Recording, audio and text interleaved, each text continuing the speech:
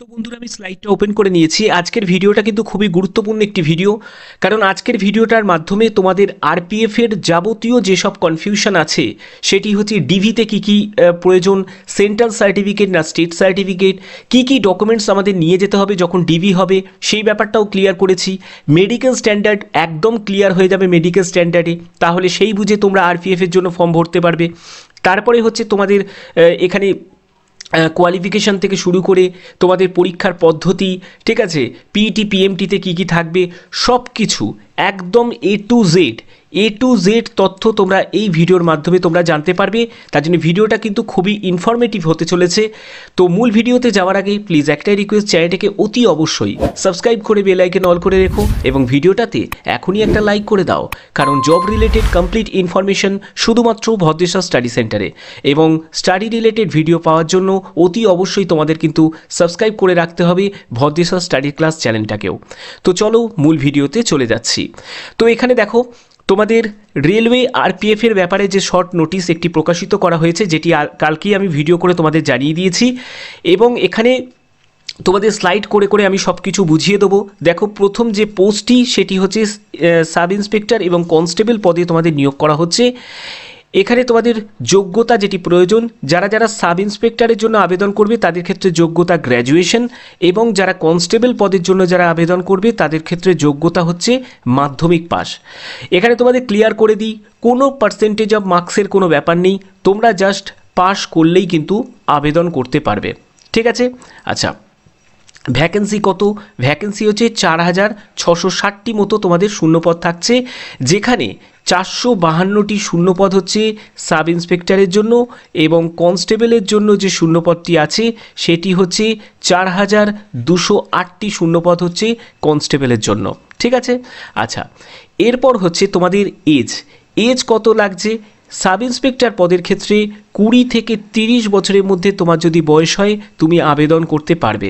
Constable পদের জন্য আবেদন করতে গেলে তোমার 18 থেকে 30 বছরের মধ্যে তোমার যদি বয়স হয় তুমি আবেদন করতে পারবে।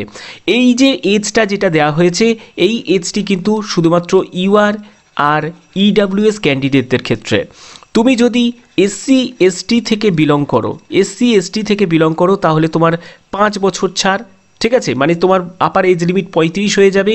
তুমি যদি ওবিসি ক্যাটাগরি থেকে বিলং করো তোমার 3 বছরের ছাড়, অর্থাৎ তোমার আপার এজ লিমিট এখানে 33 বছর হয়ে যাবে, ঠিক আছে। তো এই হচ্ছে তোমাদের রিল্যাক্সেশন থাকবে। তো এখানে তোমাদের বেতন কত টাকা থাকবে দেখো, এখানে বেতন হচ্ছে যারা সাব ইন্সপেক্টরের ক্ষেত্রে 35,400 টাকা, এটি হচ্ছে ইনিশিয়াল পে, আর কনস্টেবলের ক্ষেত্রে 27,500 টাকা 7 সিপিসি অনুযায়ী কিন্তু তোমাদের বেতন থাকবে। বেতন লেভেল কিন্তু যথেষ্ট পরিমাণে ভালো, সঙ্গে সঙ্গে কিন্তু তোমাদের রানিং স্টাফ হিসাবে যেসব অ্যালাউন্সগুলো থাকে সেগুলোও কিন্তু তোমাদের থাকবে, ঠিক আছে। তো এখানে তোমাদের পরবর্তী যেটি গুরুত্বপূর্ণ সেগুলো হচ্ছে তোমাদের ফিজ। আবেদন মূল্য কত টাকা লাগবে? আবেদন মূল্য হচ্ছে 500 টাকা আবেদন মূল্য লাগবে যারা ইউআর ক্যান্ডিডেট এবং যারা ওবিসি ক্যান্ডিডেট তাদের জন্য, ঠিক আছে। অবশ্যই তারা যারা মেল ক্যান্ডিডেট তাদের ক্ষেত্রে, এবং 250 টাকা আবেদন মূল্য যারা এসসি এসটি ফিজিক্যাল হ্যান্ডিক্যাপ এবং ওমেন ক্যান্ডিডেট তাদের হচ্ছে 250 টাকা আবেদন মূল্য, ঠিক আছে। এখানে তোমাদের মেডিকেল স্ট্যান্ডার্ড কি? মেডিকেল স্ট্যান্ডার্ড হচ্ছে B1 ক্যাটাগরি মেডিকেল স্ট্যান্ডার্ড। এই মেডিকেল স্ট্যান্ডার্ডের ব্যাপারটা তোমাদের ডিটেলসে আমি বুঝিয়ে দেবো। আবেদন শুরু হচ্ছে কত তারিখ থেকে তোমরা অনেকেই জানো যে 15ই এপ্রিল থেকে কিন্তু আবেদন শুরু হচ্ছে, ঠিক আছে। এখানে তোমাদের ওয়েবসাইটের জন্য তোমাদের এই indianrailways.government.in এই ওয়েবসাইটেই কিন্তু তোমরা এর নোটিফিকেশান তোমরা দেখতে পাবে। তো এখানে তোমরা জোন ওয়াইজ তোমাদের সিলেক্ট করতে হবে, যে জোনে তুমি মনে করছো যে আমি এই জোনেতে গিয়ে আমি ফাইট করতে পারবো, তাহলে সেই জোন তোমাকে চুজ করে নিতে হবে, ঠিক আছে। তো চলো পরবর্তী স্লাইডে চলে যাচ্ছি। পরবর্তী জায়গাটি হচ্ছে খুবই গুরুত্বপূর্ণ, কারণ এখানে তোমাদের সিলেকশন প্রসেসটা তোমাদের বোঝানো হয়েছে। দেখো প্রথমে যেটি থাকবে সেটি সিবিটি থাকবে, ঠিক আছে, তারপরে হচ্ছে পিইটি হবে, তারপরে পিএমটি হবে, ডিবি হবে, মেডিকেল হবে, তারপরে প্যানেল তৈরি হবে, ঠিক আছে। তো এখানে দেখো যারা যারা সাব ইন্সপেক্টরের জন্য আবেদন করবে,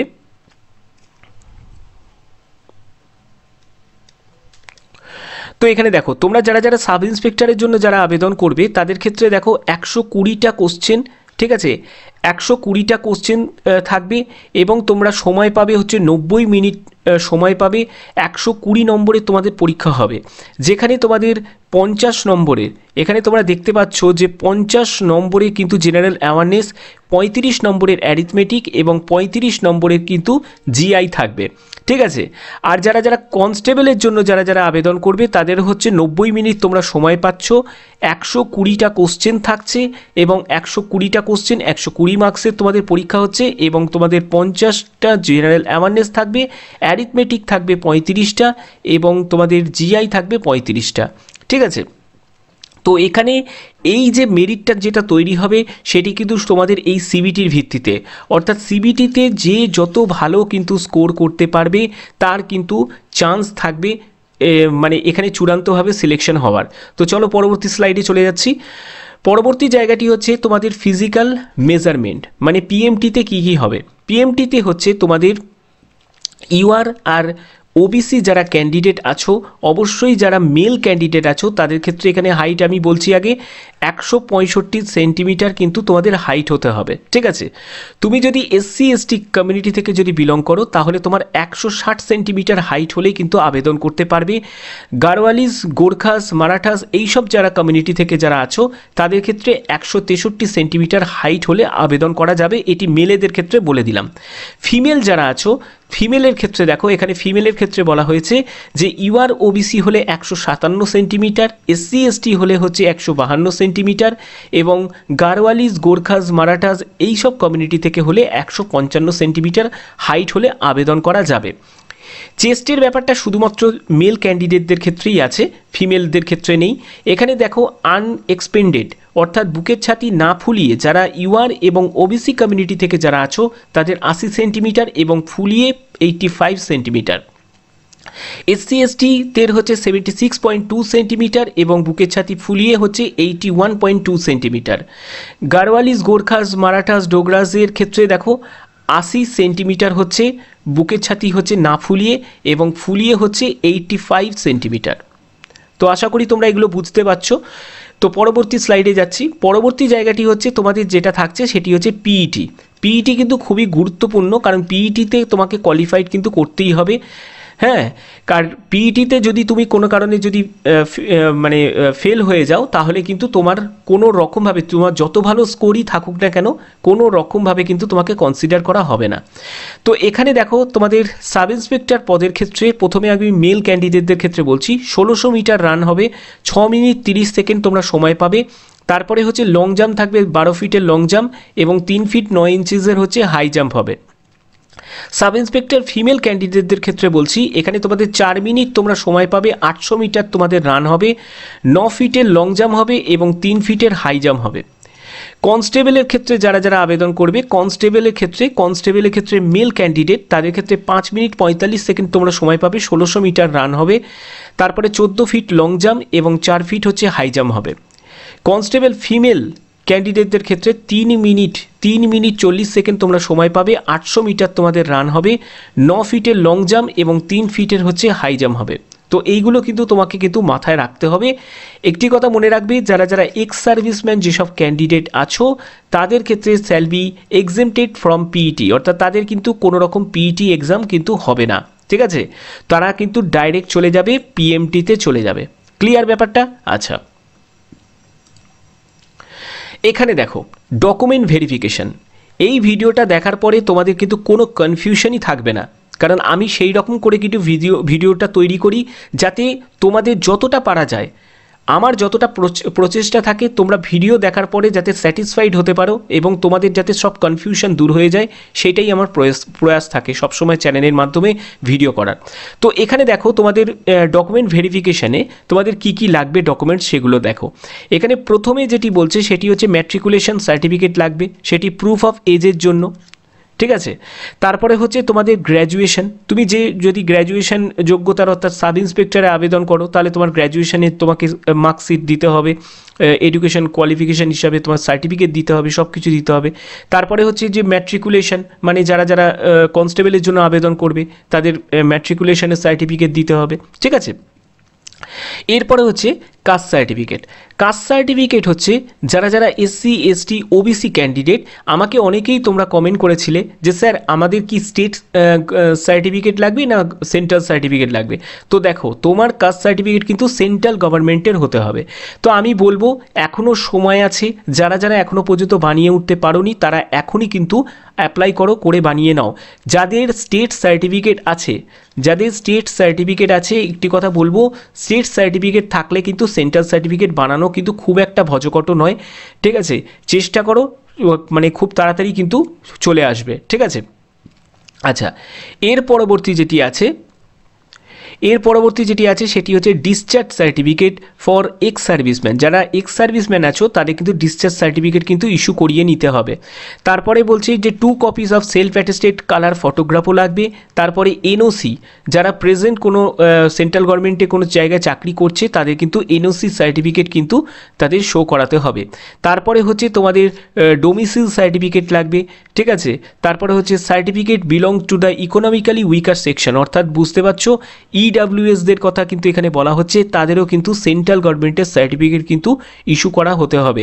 একটি কথা মনে রাখবে, অনেকেরই কিন্তু মানে সার্টিফিকেট অনেক মানে 2 বছর আগের পুরনো সার্টিফিকেট এখনও রেখে দিয়েছো কিন্তু তারা কোনো রিনিউ করোনি। ইডাব্লিউএসের ক্ষেত্রে আমি বলছি তারা কিন্তু চেষ্টা করো রিনিউ করিয়ে নেওয়ার, কারণ পুরনো সার্টিফিকেট কিন্তু কোনো রকমভাবে কিন্তু গ্রহণ করবে না, ঠিক আছে। তো সেক্ষেত্রে কিন্তু অনেক সমস্যা হতে পারে, তার জন্য চেষ্টা করো, যেহেতু পরপর যেহেতু ভ্যাকেন্সি রেলের তরফ থেকে বেরোচ্ছে, তো সেক্ষেত্রে তোমাদের সেন্ট্রাল সার্টিফিকেট কিন্তু একটি ইস্যু করিয়ে নেওয়ার চেষ্টা করো। এবং সবথেকে বড় কথা, তোমরা ইডাব্লিউএসের যে সার্টিফিকেটটাকে রিনিউ করিয়ে নাও, ঠিক আছে।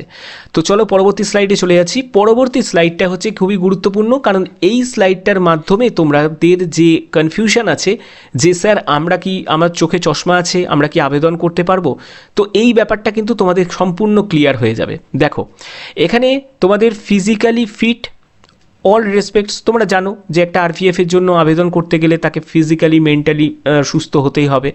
তো এখানে দেখো তোমার ডিস্টেন্স ভিশনের ক্ষেত্রে বলছে 6'9", 6'12" with or without glass. Confusion clear হয়ে গেল, অর্থাৎ যাদের চোখে চশমা আছে তারাও আবেদন করতে পারবে, যাদের চোখে চশমা নেই তারা তো আবেদন করতে পারবেই, কোনো অসুবিধা নেই। কিন্তু একটি কথা মনে রাখবে, তোমাদের যে চোখের যে পাওয়ারটা মানে চশমার যে পাওয়ারটা সেটি কিন্তু 4 ডায়োপ্টারের বেশি কিন্তু হলে হবে না, 4 ডায়োপ্টার কিন্তু চেক করে নেবে, ওকে। তারপরে হচ্ছে নিয়ার ভিশন হচ্ছে 0.6 উইথ অর উইদাউট গ্লাস, ঠিক আছে।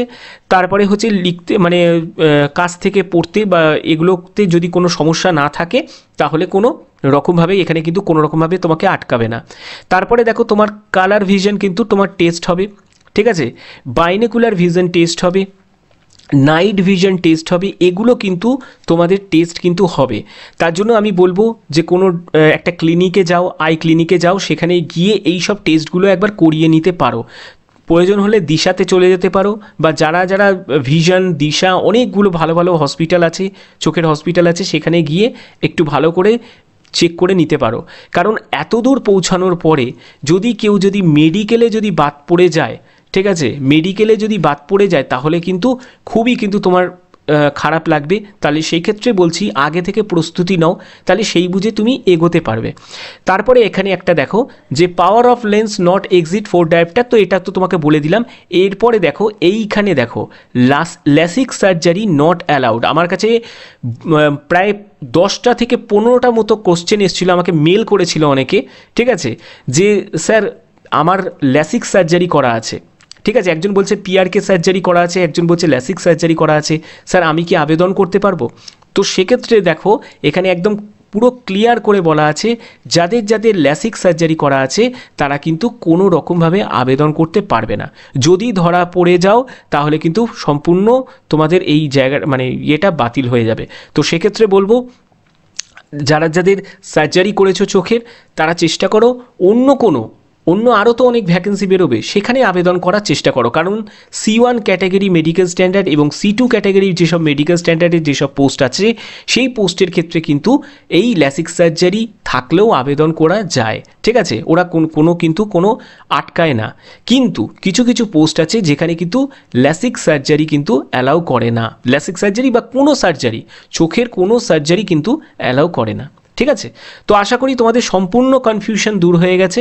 আমার ভিডিওর মাধ্যমে আমি সবসময় এই প্রচেষ্টাই করি যাতে তোমাদের সম্পূর্ণ ডাউটটা ক্লিয়ার করা যায়। তো যদি ভিডিওটা ভালো লাগে অতি অবশ্যই ভিডিওটাতে লাইক করবে, শেয়ার করবে এবং সাবস্ক্রাইব করে বেল আইকন অল করে রাখবে। তো আজকের মতো এটুকুই, টাটা।